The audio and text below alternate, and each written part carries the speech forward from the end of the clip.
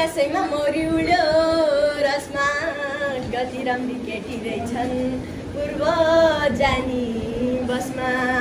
खलासिनी झुके रहेछ झिस्केर छ केटी केटी पनि बोलाउँदा आमा भन्दा जेठी